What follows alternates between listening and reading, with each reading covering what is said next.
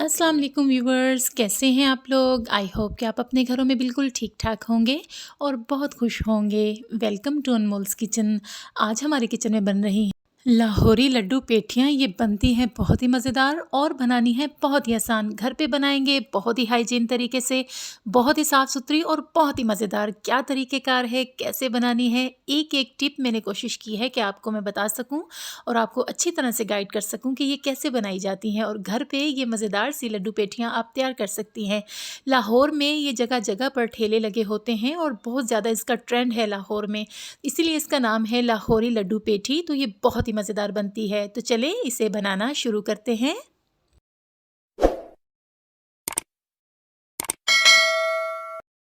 बिस्मिल्लाहिर्रहमानिर्रहीम। मैंने ले ली है चने की दाल। ये आधा किलो दाल है जिसे मैंने साफ़ करके रात को भिगो दिया था पूरी रात के लिए, ताकि ये अच्छी तरह से फूल सके। और मैंने ली है माश की दाल। ये 4 टेबलस्पून मैंने दाल ली है। आधा किलो दाल में 4 टेबलस्पून इनफ है। तो ये भी मैंने धोकर रात को भिगो दी थी ताकि ये अच्छी तरह से फूल जाएँ और नरम हो जाएँ। इनका नरम करना लाजमी है ताकि इनका अच्छी तरह से जो लड्डू पेठी का एक मटेरियल होता है ना, अमेज़ा होता है, वो अच्छी तरह से बन सके। तो इसे आप चॉपर में भी कर सकते हैं और इसे आप ब्लेंडर में भी कर सकते हैं। इसे हमने थोड़ा सा दरदरा रखना है, ज़्यादा इसका फ़ाइन पेस्ट नहीं बनाएंगे, तो इसलिए इसमें कम पानी का इस्तेमाल करें और थोड़ा सा दरदरा सा इसे रखें। तो हमने ये डाल लिया है, तकरीबन आधा ब्लेंडर जो है ये हो गया है। इसमें थोड़ा सा हमने पानी डाल दिया है और इसमें आधी टीस्पून मैंने डाल दिया है सॉल्ट, और इसमें हम डालेंगे साबुत सफ़ेद ज़ीरा। इसे इस तरह हथेली पर रखेंगे और इस तरह मसल के इसमें डालेंगे तो इसकी बहुत ज़्यादा खुशबू आती है। तो ये जो है तरीका बहुत ही अच्छा है, इस तरह खुशबू जो है ज़ीरे की बहुत ज़्यादा आती है।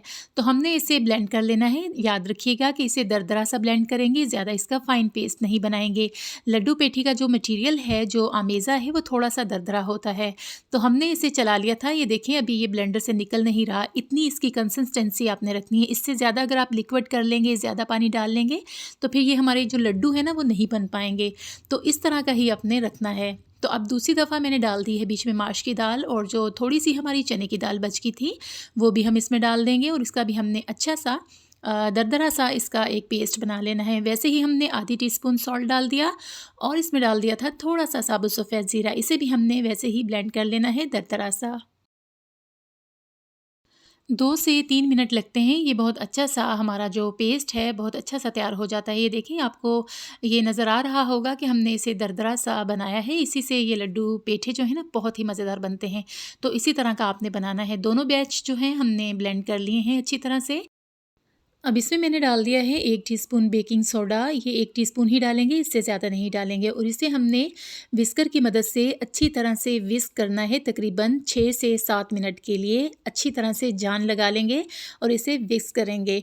अगर आपके पास इलेक्ट्रिक बीटर है तो उससे भी आप इसे बीट कर सकते हैं। मकसद ये है कि इसे हमने हल्का करना है, फ्लफ़ी करना है। तो ये एक अच्छा सा जो है ना अमेज़ा तैयार हो जाता है इस तरह फेंटने से, क्योंकि हमने अब बीच में डाल दिया है मीठा सोडा। सॉल्ट और ज़ीरा जो है हम पहले ही डाल चुके हैं, तो इसे हमने फेंट कर बहुत ही फ्लफ़ी सा कर लेना है। 6 से 7 मिनट के लिए इसे फेंटेंगे और इसे एक फ्लफ़ी सा अमेज़ा इसका तैयार कर लेंगे।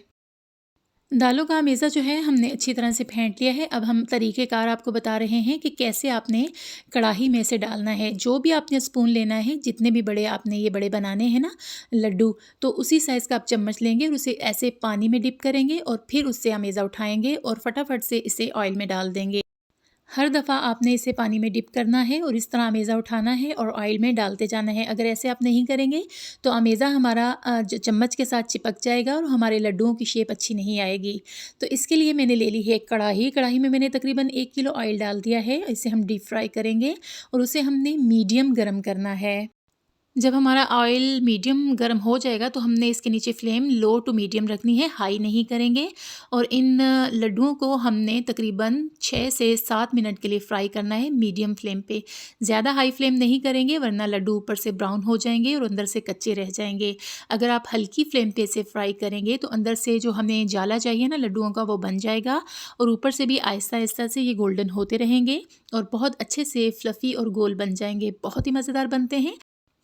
जो चीज़ बनाई जा रही होती है उनके कुछ रूल्स होते हैं जो हमें फ़ॉलो करने पड़ते हैं। अगर एक भी रूल हम तोड़ेंगे ना तो हमारा जो खाना है वो अच्छा नहीं बनेगा। अब ये देखें इस साइज़ में बहुत अच्छे से हमने बना लिए हैं। अगर हम तेज़ फ्लेम कर देंगे तो ये ऊपर से तो ब्राउन हो जाएँगे, शक्ल इनकी खूबसूरत आ जाएगी, पर पीछे बीच में से ये कच्चे रह जाएँगे और इनका जाला भी अंदर से अच्छा नहीं बनेगा और ये गुठलियाँ सी इनकी बन जाएँगी। तो बहुत ही एहतियात से 6 से 7 मिनट लगेंगे एक बैच को फ्राई होने में। इसी तरह से हमने सारे जो हैं ये लड्डू पेठे तैयार कर लेने हैं और निकाल लेने हैं। किसी भी आप स्ट्रेनर पे रख लें ताकि इनका एक्स्ट्रा ऑयल जो है वो रिलीज़ हो जाए और ये खुश्क हो जाएं। तो बहुत ही अच्छे ये बनते हैं और बहुत ही मज़ेदार क्रिस्पी ऊपर से ये होते हैं, बहुत ही क्रिस्पी, और अंदर से होते हैं बहुत ही सॉफ्ट और बहुत ही नरम, बहुत ही अच्छे बनते हैं। सो इसी तरह से हमने सारे लड्डू पेठे जो हैं बना लेने हैं।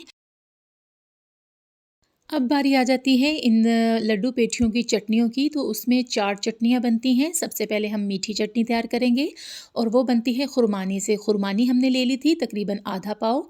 उसे हमने अच्छी तरह से धोया और उसे डीप कर दिया रात को ही, ताकि ये अच्छी सी फूल जाए। अब इन सारी जो खुरमानियाँ हैं ना, हमने क्या करना है कि हमने इसे डाल देना है ब्लेंडर में, ताकि इसकी गुठलियाँ भी अच्छी तरह से रिमूव हो जाएँ और जो इसका पल्प है ना वो भी अच्छा सा तैयार हो जाए। तो ये बहुत ही सॉफ्ट हो गई हैं।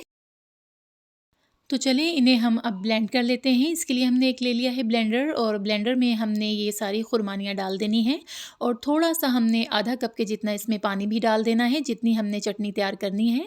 जो बाज़ार में होती हैं वो तो बहुत ज़्यादा उन्होंने लिक्विड ही तैयार की होती है, पर हम घर के लिए तैयार कर रहे हैं, तो इसलिए हमने क्वालिटी का ख़्याल रखना है और हमने गाढ़ी-सी मज़ेदार-सी ये चटनी तैयार करनी है। सो हमने इसमें पानी डाल दिया है तकरीबन 1 गिलास के जितना, नॉर्मल जो गिलास होता है पानी पीने वाला वो हमने इसमें 1 डाल दिया है। इससे ज़्यादा हम नहीं डालेंगे, ये बिल्कुल ठीक है। तो इसे हमने अच्छी तरह से ब्लेंड कर लेना है ताकि ये बिल्कुल बारीक सा इसका एक लिक्विड तैयार हो जाए। तो जब ये बन जाएगा, ये देखें बिल्कुल फ़ाइन सा हो गया है, तो अब हमने इसे स्ट्रेनर से स्ट्रेन कर लेना है, इसकी गुठलियाँ रिमूव कर लेनी है। और इसके लिए हम ले लेंगे एक फ्राई पैन और फ्राई पैन में हमने ये छाना हुआ जो लिक्विड है ये हमने इसमें डाल देना है और लो फ्लेम पे हमने इसे बॉईल आने देना है। जब इसमें बॉईल आ जाएगा, अच्छी तरह से इसमें बॉईल आने लग जाएंगे, तो इसमें हम डालेंगे अराउंड 6 टेबल स्पून जो है हमने इसमें शुगर ऐड कर देनी है, क्योंकि खुरमानी जो है वो भी मीठी होती है, तो ज़्यादा इसमें चीनी डालने की ज़रूरत नहीं है। 6 टेबल स्पून डाल देंगे वो इनफ होगी। तो जब हमने चीनी इसमें डाल देनी है तो उसके बाद हमने इंतज़ार करना है कि चीनी हमारी अच्छी तरह से डिज़ोल्व हो जाए और उसके बाद हमने 2 से 3 मिनट के लिए जस्ट इसे पकाना है, इससे ज़्यादा पकाने की ज़रूरत नहीं है। हमारी खुरमानी की मीठी चटनी जो है ऑलमोस्ट डन हो गई है, बहुत अच्छी सी। ये अभी गर्म है तो इसकी ये कंसिस्टेंसी है, जब ये ठंडी हो जाएगी तो ये इससे थोड़ी सी गाढ़ी हो जाएगी, तो इसलिए फ्लेम हमने ऑफ़ कर दिया है और चटनी हमारी हो गई है रेडी। अब तैयारी कर लेते हैं हमारी इमली की खट्टी मीठी सी चटनी बनाने की। तो उसके लिए मैंने ले ली थी 1 पाव इमली और उसे मैंने भिगो लिया था। भिगोने के बाद उसका मैंने पल्प तैयार कर लिया था। पल्प तैयार करके मैंने उसे अच्छी तरह से स्ट्रेनर से छान लिया था। उसकी गुठलियाँ वगैरह सारी रिमूव कर दी थी और ये देखें ऐसा हमने पल्प इसका रेडी कर लिया है। अब इसके लिए भी मैंने एक फ्राई पैन ले लिया है और उसे मीडियम फ्लेम पे हमने रखा है। इसके नीचे हम फ्लेम जो है मीडियम रख सकते हैं, ज़्यादा हाई करने की ज़रूरत नहीं है और ज़्यादा लो भी रखने की ज़रूरत नहीं है। पल्प जो है हमारा बहुत अच्छा सा अब इसमें बॉयल आना शुरू हो गया है। जब इसमें प्रॉपर बॉयल आना शुरू हो जाएगा तो हम इसमें गुड़ शामिल करेंगे, शक्कर शामिल नहीं करेंगे, चीनी शामिल नहीं करेंगे, इसमें हम डालेंगे गुड़। तो गुड़ का जो फ्लेवर है ना वो बहुत ही ज़बरदस्त और डिफरेंट सा आता है इस चटनी में। तो गुड़ को हमने अच्छी तरह से इसमें डिज़ोल्व करना है। अब इसमें हमने शामिल कर देनी है आधी टीस्पून चिली फ्लेक्स, इसका बहुत ही अच्छा टेस्ट आता है इस चटनी में। और 1 टीस्पून हमने इसमें सॉल्ट ऐड कर देना है जस्ट, और कोई मसाला इसमें नहीं जाएगा। इसे अच्छी तरह से मिक्स करेंगे और गुड़ का डिज़ोल्व होने तक का हमने इंतज़ार करना है, फिर हमने इसे स्ट्रेन करना है। स्ट्रेन क्यों करेंगे? क्योंकि गुड़ में जो है तिनके होते हैं, थोड़ा सी मिट्टी कंकर वगैरह होते हैं, तो इसलिए हमने इसे स्ट्रेन कर लेना है ताकि कंकर वगैरह मुँह में ना आएँ। तो चटनी हमारी अच्छी सी रेडी हो रही है और गुड़ भी अच्छी तरह से डिज़ोल्व हो गया। इस तरह स्ट्रेनर रखेंगे और इसको हमने छान लेना है और स्पून की मदद से इसे घुमाते हुए सारा हम स्ट्रेन कर लेंगे। इस तरह से जो तिनके वगैरह होते हैं ना गुड़ में, वो सारे रिमूव हो जाएंगे। अब हमारी बारी आती है तीसरी चटनी की, जो पुदीने, धनिए और हरी मिर्चों की चटनी हम तैयार करेंगे। तो उसके लिए मैंने फ़्रेश धनिया ले लिया है, फ़्रेश पुदीना ले लिया है और 3 से 4 ये हरी मिर्चें हैं। ये ज़्यादा कड़वी वाली मिर्चें नहीं हैं, तो ये हमने ले ली हैं। इसमें डाल देंगे हम ब्लेंडर में, अच्छी तरह से धोकर साफ़ सुथरी हमने कर ली हैं और इसे हमने डाल देना है ब्लेंडर में। और इसमें हमने क्या डालना है, एक स्पेशल चीज़ है जो हमने इमली का پلپ تیار کیا ہے اس کا لیکوڈ تیار کرنے کے لیے، یہ بہت ہی مزیدار لگتا ہے۔ اس میں لہسن کے بھی 2-3 جوے جا سکتے ہیں اور ادرک کا ایک چھوٹا سا ٹکڑا بھی آپ ڈال سکتے ہیں، پر بچوں نے کھانی تھی تو اس لیے میں نے یہ دونوں چیزیں بیچ میں سے ریموو کر دی ہیں۔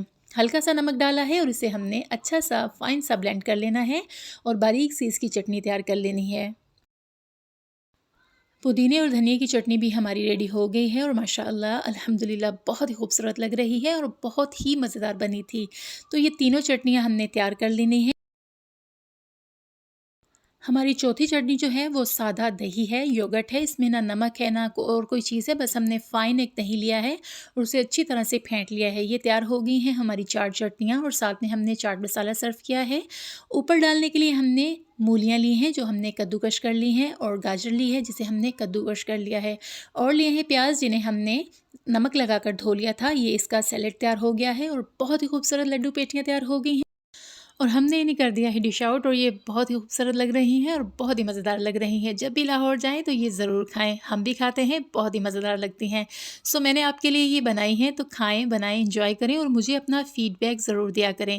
تو چلیں اب اسے بالکل اسٹریٹ سٹائل کا بناتے ہیں اور اسٹریٹ سٹائل میں ہی اسے سرو کرتے ہیں۔ تو اس کے لیے میں نے لے لی ہے ایک ڈسپوزیبل پلیٹ، اس میں ہم نے رکھ لی ہیں لڈو پیٹیاں اور اس کے اوپر سب سے پہلے میں نے یوگرٹ ڈال دیا ہے۔ بڑا سپون ہو تو 1 ڈال دیں، میرے پاس یہ ٹیبل سپون ہے تو میں نے یہ 2 ڈال رہی ہوں۔ اس کے اوپر میں نے ڈال دی ہے خرمانی کی میٹھی چٹنی، یہ بھی ہم نے 2 ٹیبل سپون ڈال دی تھی۔ تو اس کے بعد ہم ڈالیں گے کھٹی میٹھی سی املی کی یہ چٹنی، یہ بھی 2 ٹیبل سپون ڈال دیں گے، اور اس کے بعد باری آتی ہے خاص چٹنی جو پودینے کی چٹنی ہے۔ یہ ضرور بنائیں اور بتائیں مجھے کہ یہ آپ کو کیسی لگی، بہت ہی مزیدار بنتی ہے۔ یہ اتنی تیز نہیں ہے اس لیے ہم نے اس میں 2 ٹیبل سپون ہی یہ والی چٹنی ڈال دی تھی۔ بہت ہی مزیدار بنی تھی، کھٹی میٹھی اور پودینے کا تو بہت ہی زبردست اس میں فلیور آ رہا تھا۔ اب ہم نے اوپر ڈال دی ہے کدوکش کی ہوئی مولی اور اس کے اوپر ہم ڈالیں گے کدوکش کی ہوئی گاجریں۔ ایک چیز میں آپ کو بتانا چاہوں گی کہ جو مولیاں میں نے کدوکش کی تھی انہیں میں نے اچھی طرح سے نچوڑ لیا تھا کیونکہ ان میں بہت زیادہ پانی ہوتا ہے، یہ چیز آپ یاد رکھیے گا۔ تو اس کے اوپر میں نے پیاز ڈالے ہیں اور اوپر ڈال دیا ہے چاٹ مسالہ۔ اگر آپ تیکھا کھانا چاہتے ہیں تو چاٹ مسالہ ڈال لیں، اگر نہیں تیکھا کھانا چاہتے تو آپ ویسے بھی کھا سکتے ہیں۔ اگر آپ کو میری ریسپی پسند آئی ہو تو اسے ضرور ٹرائی کریں اور اسے اپنے فیملی فرینڈس میں کریں شیئر۔ اسی کے ساتھ میں چاہوں گی آپ سے اجازت اور ملوں گی آپ سے ایک نئی ریسپی کے ساتھ۔ اللہ تعالیٰ آپ کو دنیا اور آخرت کی بھلائیاں عطا فرمائے اور اللہ تعالیٰ آپ کو دنیا اور آخرت کی رسوائیوں سے اپنے حفظ و امان میں رکھے، آمین ثم آمین۔ جانے سے پہلے ایک ہی ریکویسٹ ہوتی ہے، اگر آپ میرے چینل پہ نئے ہیں تو میرے چینل کو کر دیں جلدی سے سبسکرائب اور ساتھ میں لگے بیل کے آئیکن کو پریس کریں تاکہ میری آنے والی ہر نئی ویڈیو کا نوٹیفیکیشن سب سے پہلے آپ کو ملے۔ اسی کے ساتھ میں چاہوں گی آپ سے اجازت، اللہ حافظ جی، بائے بائے۔